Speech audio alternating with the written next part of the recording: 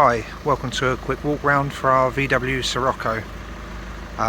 It's a really nice, very clean car, this one. It's the DSG gearbox with the TDI engine, so a reasonably rare combination.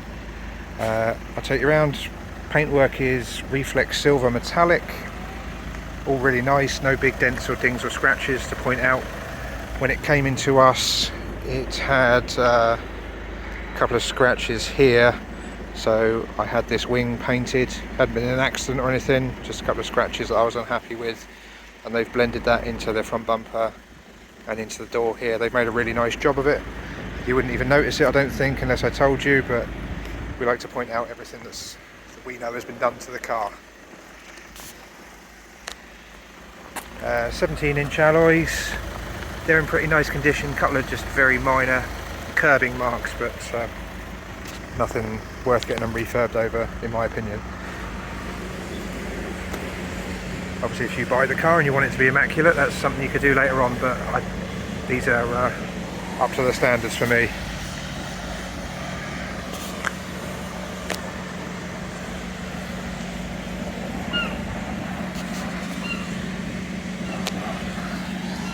I'll show you in the boot.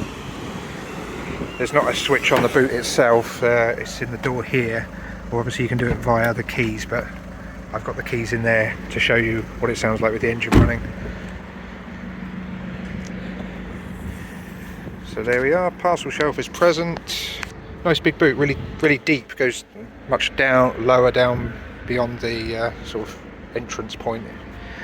I'm sure there's a better way of wording that, but deep boot. Space saver spare wheel. All the tools are there. The locking wheel nut is present, that's in the glove box. I'll show that to you when we get there. And there's a 12-volt point just up there as well.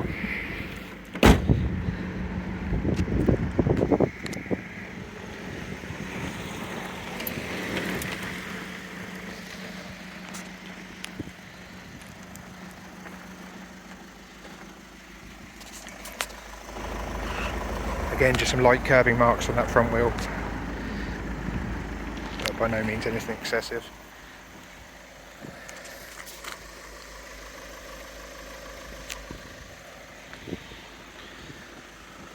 We'll have a look inside now.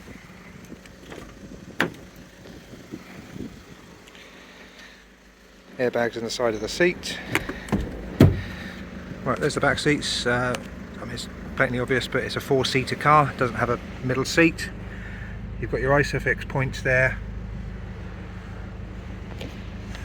There's some additional airbags just up there at head height. You've got individual lighting controls for the back as well, and 2 speakers each side. There's also a little cubby hole there for the rear passengers, and one of these on each side, so really nicely designed rear seats.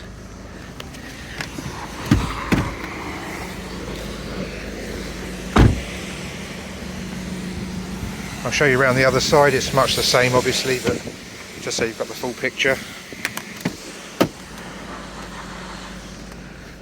So no big rips or tears or indents from child seats or anything like that. All really nicely up together. So electric windows for the front. You've got a passenger airbag there as well. In the glove box is the locking wheel nut that I mentioned earlier. And there's a little pack there with the owner's manuals and all that. The wallet is not present, so they've been put in this plastic wallet. All the manuals are there, just the leather wallet isn't. You've got option here to pipe the aircon into the glove box, sort of makeshift fridge if you like. You can turn the front airbag on and off there if you need to put a third child seat in the front. And then that button up there is for your tyre pressure monitoring system to reset that. Again, front seats in really good condition. Like a grey and black sort of cloth mix. Sort of difficult to describe, like a mesh, sort of almost neoprene type feel to it.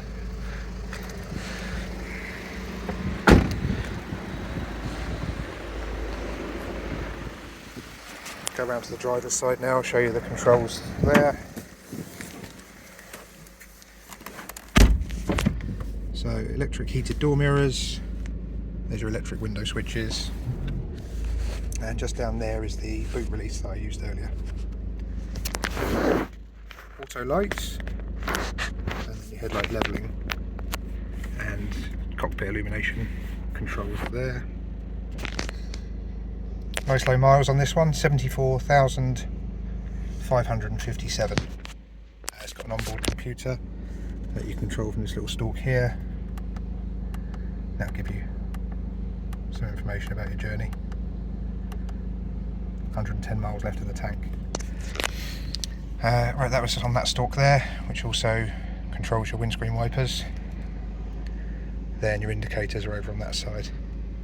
It's a leather trimmed flat bottom steering wheel. Obviously has an airbag built in. Really nice steering wheel. I have the same one in my car there. Right, so we've got the touch screen. I think this is the, let me check this, RCD 510. So that has radio. I'll turn that down in case we get a copyright thing. So media, so you've got an SD card there. You've got an auxiliary point just there, and you've got the VW MDI point just there. So a few options there. I can't activate the Bluetooth though, so I think the Bluetooth module hasn't been installed in this particular vehicle. It's a really easy one to install yourself if you want to. Again, point out my car over there came exactly the same, didn't have Bluetooth. I bought the module off eBay for £100. I'm no technical wizard, but I managed to plonk that in myself. It was really simple, and now I have Bluetooth. So not a expensive or difficult addition if you want to have Bluetooth linked up to this particular radio. There's your aircon controls. Let's move the gear stick out of the way so you can see here properly. Hang on, that's going a bit blown out now, isn't it? There we are. So traction control you can turn off there. This is for your comfort, normal or sports mode for your suspension, and then you've got a 12-volt point just in there. There's the gearbox. It's a DSG box. You can pop it down once you're in drive. You can come across here, and then that allows you, see the little one in the top right, that will show you which gear you're in.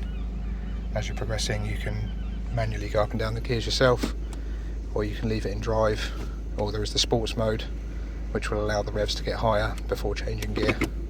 But yeah, really great gearbox that. Cup holders, auxiliary in point I've already shown you.